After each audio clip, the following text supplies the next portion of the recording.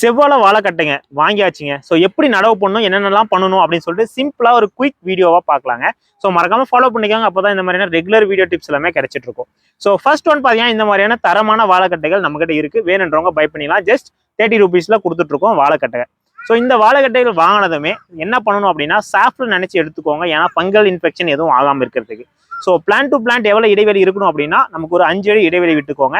So நல்ல ஒரு ஆழமாக ஒரு 1.5 அடி 1.5 அடிக்கு குழி நோண்டிட்டு அதில் வந்து பார்த்தீங்கன்னா இந்த வாழைக்கட்டையில வச்சிடணும். ஸோ வச்சுட்டு ஃபுல்லாக க்ளோஸ் பண்ணிடுங்க. மேலே மட்டும் கொஞ்சம் இருக்க மாதிரி தெரிஞ்சுக்கிட்டோம். ஓகேங்களா? ஸோ அடுத்து வந்து வீக்லி, அதாவது வாரத்தில் 2லேருந்து 3 டைம் மட்டும் தண்ணி விடணும். மற்ற நாள்கள் பார்த்தீங்கன்னா ரொம்ப ஈரம் படுற மாதிரி விட்டுறாதீங்க. ஏன்னா புது துளிர்கள் வர வரைக்கும் கொஞ்சம் ஈரம் கம்மியாகவே இருக்கட்டும். ஏன்னா ஃபங்கல் இன்ஃபெக்ஷன் வந்துடும், கட்டை அழுகிடும். ஒரு 2 months ஒன்ஸ் பார்த்தீங்கன்னா கண்டிப்பாக என்பிகே ஃபெர்டிலைசர் கொடுங்க. மற்றபடி பெருசாக எந்த மெயின்டெனன்ஸ் இருக்காது. ஸோ ஏதாவது ஃபெஸ்ட் வருதா அப்படி இல்லைன்னா ஏதாவது டிசீஸ் வருதான்னு மட்டும் பார்த்துக்கோங்க.